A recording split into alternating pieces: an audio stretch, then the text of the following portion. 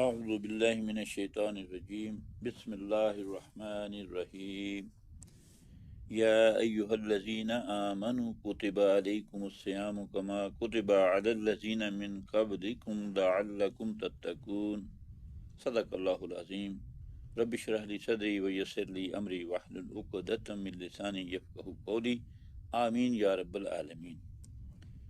اللہ کا شکر و احسان کہ آج ہم ایک خصوصی نشست میں یہاں حاضر ہیں استقبال رمضان کے سلسلے میں۔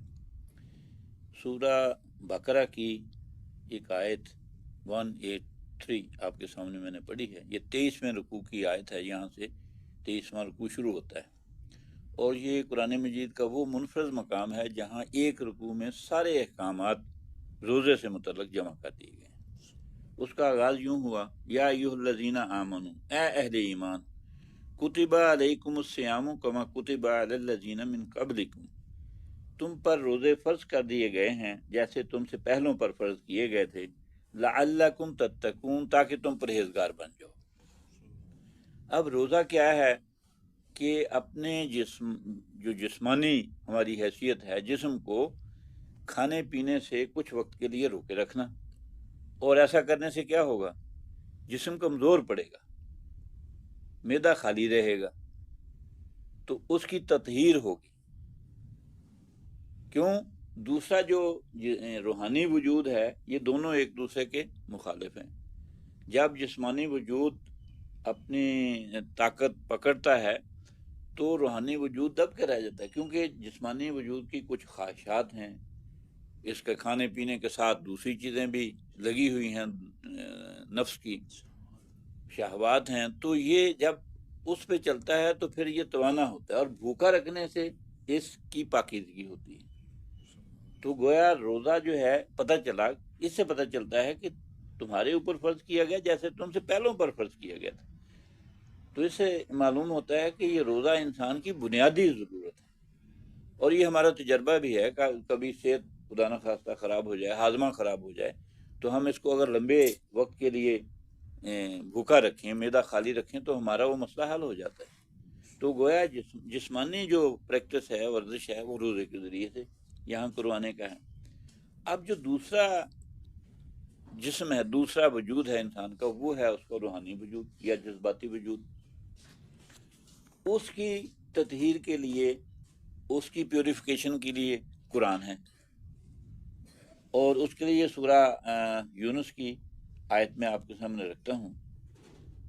فرمایا، یا ایھا الناس، اے لوگو، قد جاءتکم موعظۃ من ربکم وشفاء لما فی الصدور وہدی ورحمۃ للمؤمنین۔ فرمایا، اے لوگو، تمہارے پاس موعظہ آ گئی تمہارے رب کی طرف سے۔ جاءتکم موعظۃ من ربکم، تمہارے رب کی طرف سے واعظ آ گیا۔ ہم واعظ استعمال کرتے ہیں، وہی موعظہ ہے، نصیحت۔ اور نصیحت ایسی چیز ہے جو بار بار کی جاتی ہے۔ کیوں؟ انسان بھولنے والا ہے، بھول جاتا ہے، اور بار بار اس کو بتانا پڑتا ہے۔ اور قرآن مجید کا اسلوب یہی ہے کہ ایک بات کہی شروع میں، پہلی سورہ میں، دوسری میں دہرائی، تیسرے میں پھر دہرائی۔ انبیاء کے واقعات کو بیان کیا، ساری صورتوں میں بار بار کیا، کیونکہ وہ کیا کرتے تھے؟ خیر خواہی چاہتے تھے اپنی قوموں کی، تو ان کو بار بار دہرایا گیا۔ اب قوموں کا رویہ کیا تھا؟ وہ بھی بار بار دہرایا گیا، کہ باوجود انسان کو سمجھانے کے وہ پھر سرکشی پہ نکل جاتا ہے، اس کے اندر پھر اندرونی بیماریاں اور روحانی بیماریاں شروع ہو جاتی ہیں۔ تو گویا اس کی ضرورت ہے کہ قرآن کو بار بار پڑھا جائے، سنا جائے، اس کی محافل میں بیٹھا جائے۔ اور اب رمضان مبارک چونکہ آمد ہے، تو اس کے مواقع آپ کے پاس دن میں بھی ہوں گے، کیونکہ انسان روزے سے ہوگا تو جسمانی بیماریوں کا علاج ہو رہا ہے، اور جب قرآن پڑھے گا تو روحانی بیماریوں کا علاج ہوگا۔ اور یہ مکمل پیکج ہے کہ جسمانی اور روحانی طور پہ انسان پھر توانا ہو جائے گا۔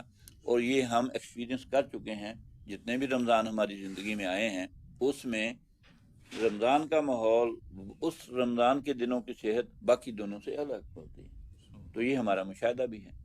اب اس میں رسول اللہ صلی اللہ علیہ وسلم نے اس پیکج کو ایک جگہ پہ اکٹھا کیا۔ حدیث مبارک کے الفاظ یہ ہیں کہ من صام رمضان ایمانا و احتسابا غفر له ما تقدم من ذنبه۔ جس نے دن کا روزہ رکھا ایمان اور احتساب کے حالت میں، یعنی جو اس کے تقاضے ہیں وہ بھی پورے کیے، اپنا محاسبہ پوری طرح سے کیا، تو اس کے تمام گناہ معاف کر دیے جائیں گے۔ اور دن میں روزے کے ساتھ رات کے قیام کو جوڑا، ومن قام رمضان ایمانا و احتسابا غفر له ما تقدم من ذنبه، اس کے سارے گناہ پچھلے جو ہیں وہ معاف کر دیے جائیں گے جس نے قرآن کے ساتھ قیام کیا، یعنی قرآن کو پڑھا۔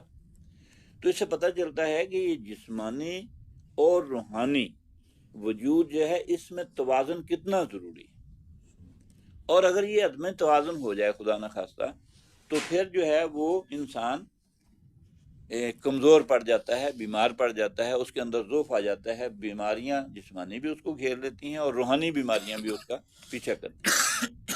تو اسی رکوع کے آخر میں جو ہم نے 23واں رکوع پڑھا ہے، جس کی ایک آیت میں نے پڑھی ہے، اس کے آخر میں پھر بتایا کہ جب یہ توازن قائم ہو جائے گا جسمانی اور روحانی وجود کا، تو پھر آدمی تلاش کرے گا اپنے اس مالک کو جس کا میں غلام ہوں، جس کا میں بندہ ہوں۔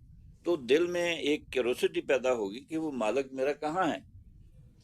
تو اس حوالے سے فرمایا کہ جب پھر میرے بندے پوچھیں کہ اذا سألک عبادی انی فإنی قریب، تو میرے بارے میں سوال کریں۔ اب سوال کیسے کرنے لگے؟ پہلے یہ اپنی مستی میں تھا، گم تھا، غفلت میں تھا، نہ جسمانی طور پہ مضبوط تھا، نہ روحانی اس کی نشو و نما تھی، تو یہ رب کو بھولا ہوا تھا۔ اب جسم کو بھوکا رکھ کے اور قرآن کے ذریعے غذا دے کے جب روح کو مضبوط کیا تو فوراً یہ پوچھنے لگا کہاں ہے میرا رب۔ وَإِذَا سَأَلَكَ عِبَادِي عَنِّي فَإِنِّي قَرِيبٌ، میں تو قریب ہی ہوں، نحن اقرب الیہ من حبل الورید، تو اتنا قریب ہے۔ تو جب اللہ کے ساتھ یہ تعلق قائم ہوتا ہے تو پھر اس کے لیے عبادت کرنا، معروف پہ چلنا، منکرات کو چھوڑنا بہت آسان ہو جاتا ہے۔ ان تعلیمات کی روشنی میں ہم کوشش کریں اور دعا بھی کریں کہ رمضان المبارک کو بھرپور گزاریں، روزہ بھی اچھے طریقے سے نبھائیں، اور اس کے دوران جتنا موقع ملے قرآن کی تلاوت ہے، قرآن کی سمجھ ہے، اس کی تفہیم ہے، رات کو قیام میں سننا ہے، کئی جگہوں پہ رات کو بیان کا اہتمام بھی ہے۔ اگر کوشش کر کے وہاں جایا جائے اور اپنا وقت گزارا جائے قرآن کے ساتھ، تو یہ تربیت کا ایک مہینہ ہے جس میں پورا بھرپور فائدہ اٹھایا جائے، اور پھر 11 مہینوں میں اس مشق کو جاری رکھا جائے، تو تب اس کے اثرات جو ہے انسان کی زندگی میں آئیں گے۔ اللہ تعالی ہمیں اس کی توفیق عطا فرمائے، اس کام کو کرنے میں ہمارے لیے آسانیوں کا معاملہ فرمائے۔ جس نے جو ارادہ کیا ہے رمضان کے حوالے سے کہ میں یہ کروں گا، کوئی نہ کوئی ٹارگٹ ہر آدمی بناتا ہے، اللہ کرے اس کا وہ پائے تکمیل تک پہنچے۔ وآخر دعوانا ان الحمدللہ رب العالمین۔ جزاک اللہ خیر و احسن الجزاء۔